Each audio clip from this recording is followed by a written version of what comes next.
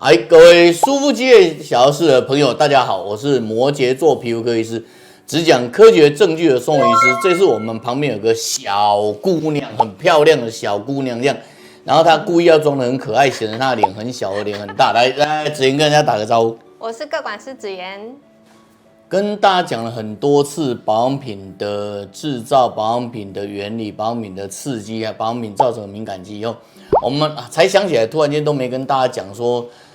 什么样的保养品可能会产生什么问题啊？你大概要怎么修复？所以我负责讲什么样的保养品产生什么问题，他负责讲修复，这样哈这一集。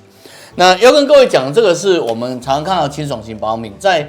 环太平洋区东亚，像韩国、日本、台湾、新加坡、香港、泰国都很喜欢用那个清爽型的保养品。所谓清爽型，就我洗完的脸以后会涩涩干干的，然后会控油抗痘。那我们在长久监测清爽型保养品的情况下，我们发现它的渗透性很强，所以你可以初期看到它们对皮肤的纹路会有破坏，然后毛孔会稍微塞住。那再狠一点的时候，如果你持续使用到比较重伤的状况下，它的毛孔的因为分泌就不畅通嘛，然后清爽型不断的干涉它的皮脂分泌，然后它的毛孔就塞住了，那这时候你几乎看不到油了。我们常常在讲那个健康人干了几种然后生病的千百种你现在就看到清爽型对皮肤的伤害，那这边是健康型。但是这事实上除了我们东亚喜欢的保养品以外，其实还有欧美人喜欢保养品，像那个将近70、80年前我阿嬷跟我讲的Pond's就是那个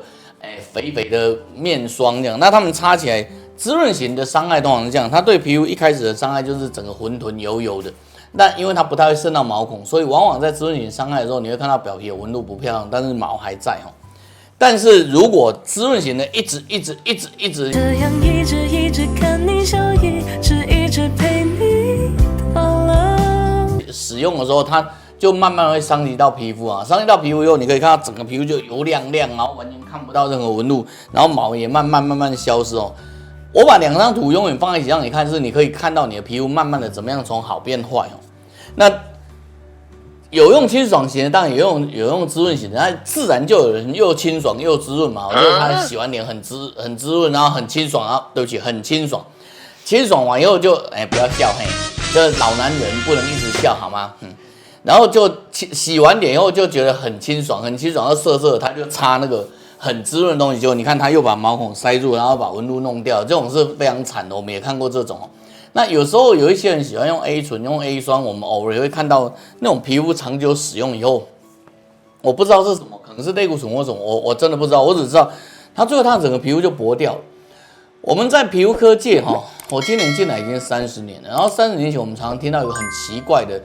美容界的说法他说你的皮肤很薄，我一直没搞懂什么叫皮肤很薄，后来一直到做肌肤监测以后，亲眼看到他的皮肤，我才发现对，真的很薄，因为它的整个表皮几乎都薄脆化，然后就出现很多血管狰狞的样子。好，刚刚院长占了我们这么久的时间，那就由我来跟大家分享一下，就是不好的，就是受过伤害的皮肤，原本会这样，就是比较崩崩亮亮，然后什么都看不到，然后经过了移除之后呢，就可以看到漂亮的纹路跟比较多的毛孔。然后你看这个也是原本都是被堵塞的颗粒。然后经过慢慢的修复，然后皮肤就会变得开始有纹路，还有孔洞。本来这段是给他讲，可是我实在是搞我还要讲一下。大家看到这个情况，你就会想要用酸，对不对可是事实上，如果你酸用的太过分，你就可能把整个皮肤烧伤，结果它就从这边一路走到这边，这样你就休想要走过来。所以正确的滋润才能正确代谢。来，我们请那个子妍跟各位看一下什么叫正确的滋润、正确的代谢。好，我这边有一个范例，就是原本你看，从伍德灯下可以看出，它从喷了一次的水光之后，原本是整个非常的均匀的白块，然后做完之后呢，可以看到开始有一些破碎块。虽然肉眼看起来没有说到非常的明显，但是我们从伍德灯下就可以清楚看到角质被代谢掉。然后原本呢，整个表皮从50倍中可以看到它是比较干瘪的，然后经过了水光的补水滋润之后呢，可以看到它的纹路开始变得比较清楚，然后皮肤也没有那么干，就比较烹润一些。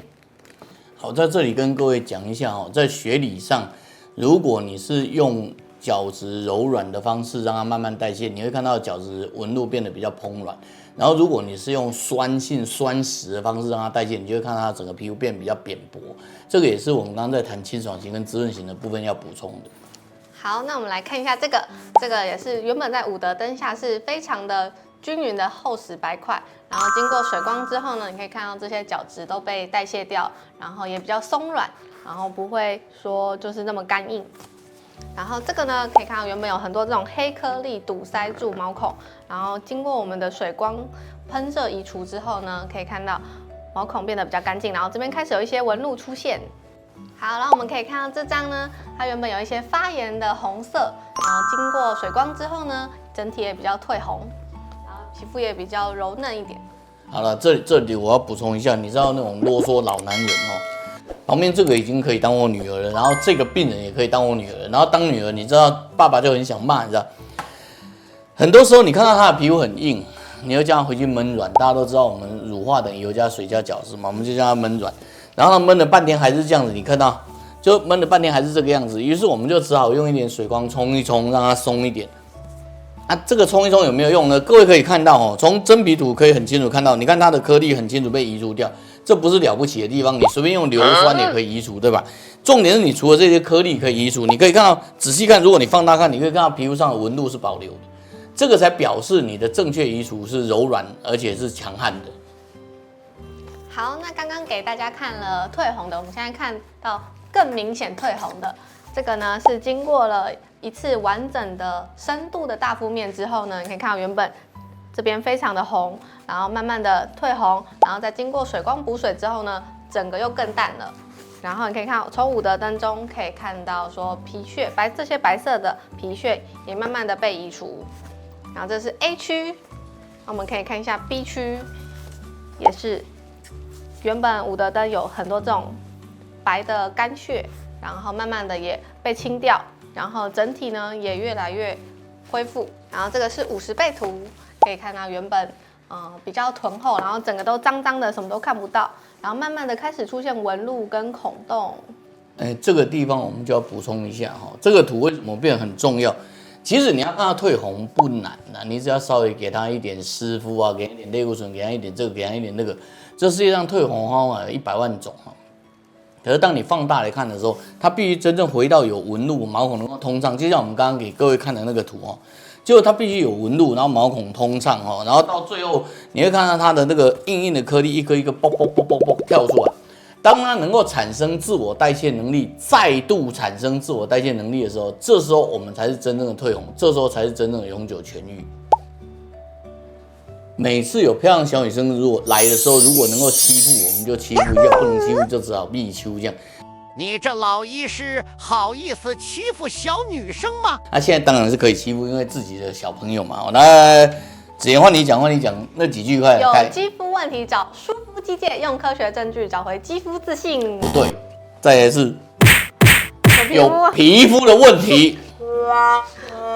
没有你就记一切看。好，有皮肤问题找舒肤机械，用科学证据找回肌肤自信。欺负小女生是老男人的兴趣如果各位想继续看我们欺负漂亮的小女生，我们就是在荧幕前面的你就要负责帮我们点赞、订阅、分享，然后让我们这种舒肤机械小教室的频道可以一路往前走。